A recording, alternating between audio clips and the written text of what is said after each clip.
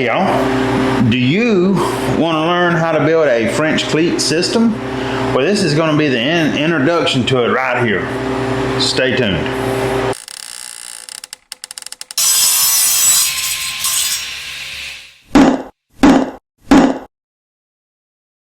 Alright, so the first thing you're going to want to do is figure out what size cleats you need. So I'm going to just throw a measuring tape here, and you're going to go at the highest point, 57 and a half. Going to check down low, 57 and a half. And you want to just check anywhere in between you think it's possible that you may be off. So I need 57 and a half. Then you decide kind of what you're thinking about putting on this wall and roughly about how much distance you'll need for each one. I know for me, mostly this is going to be filament for a 3D printer, so I need about a foot. So I'm going to go up to 7 foot, and I'm going to do 7 of them. So the first thing we need to do is cut a 7 cleats to length. So that'll be just a standard 1x4. So I'm going to go cut them. Alright, so when you are cutting these down, what you want to do is rip your 1x4 directly in half at a 45-degree angle. And just for the record, that's going to be a roughly 1 inch and 5/16 if you measure from your fence to the inside of your blade at your 45 degree. It's going to be right around 1 inch and 5/16. So if you can get it there, and so luckily if you're a shade off, it's not a big deal. You know, this is just what is holding up our French cleat, you know, our boxes for our French cleats. So I'm gonna rip these down. So I just finished ripping them down, and this is what we're ending up with. If you can see, that's our 2 pieces. I'll show you the ends here. That's what we're ending up with. And even mine is just a smidge off. But like I say, that's not a big deal. So let's go back inside our room. Now we've got all of our strips cut, which is our backers. You know, it's not our boxes that are holding anything. It's just everything we put it to. So you've got, here's your 45, right? The way you want to put it on the wall, this is your wall side. So the 45 goes up and away from the wall. So we would turn like that, right? From here, all you want to do is find a stud, mark your stud, and screw your slats to the wall. I like these metal stud finders because they always seem to work where it's hard to get some of those electric ones to work. And we'll test this. Let's see. Look there, stud.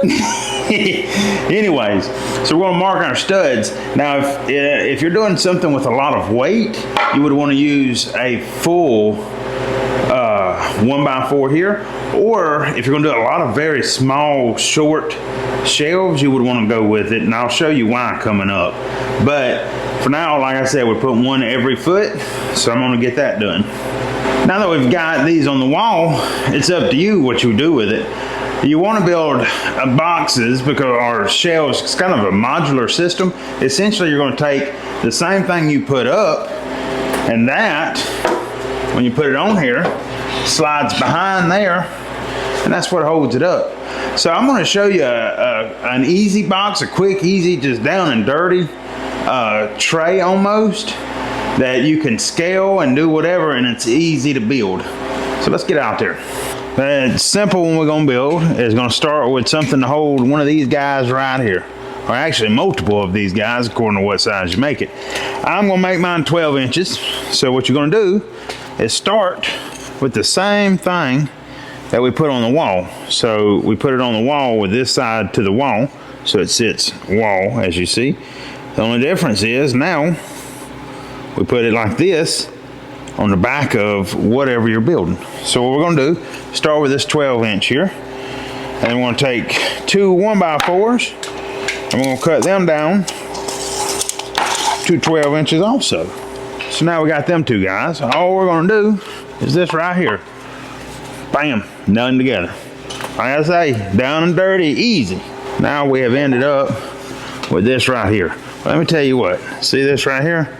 I mean, it ain't moving right now, but I ain't pushing that hard. It's not strong. So to strengthen this dude up, what we're gonna do is take another 1x4. And we're gonna cap him just like that right there. We're gonna make it a little prettier than just squaring him off, which you don't have to. If you want to square him off, no, hey, that's your call. But what we're gonna do is take and mark him here, right here. We'll mark him there. Or you're gonna mark him here and here. Mark him there too, to give yourself a point right there, because we don't want him to square it off. So what we end up with is our corner and our back. We're just gonna take something straight and go from our corner that we marked to that mark on the back. There. So what we are cutting, let's see if we can see him here. You see him? Foop, foop. We're gonna need 2 of those, and that's gonna be what's capping our little box. Now what we're gonna do is just put him on the side of our little tray there. Nail him a few times. And what we end up with is just a super simple little tray here. The last thing you gotta do, take your piece, and all you're gonna do is line him up. What I like to do is line him up. See, I'm lining him up to the top here, and then we're going to run a couple of screws right here, boop, boop, just to hold him. So you got your little tray, right? You can set tape measures in it, and then there's your French cleat on the back. So let's bust up in this room and set him and see how he looks. All you want to do, take him, and you set these guys up in here.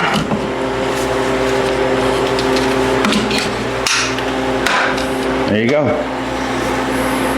And if you don't like him here, just say you want him down here. Oh, cool. You don't like him there?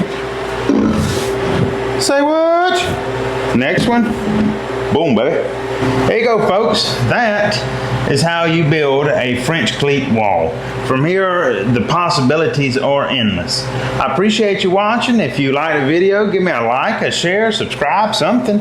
And stay tuned, because we're going to end up building more boxes. So it might be something you need. I guess that's it for now. And until next time, keep making dust.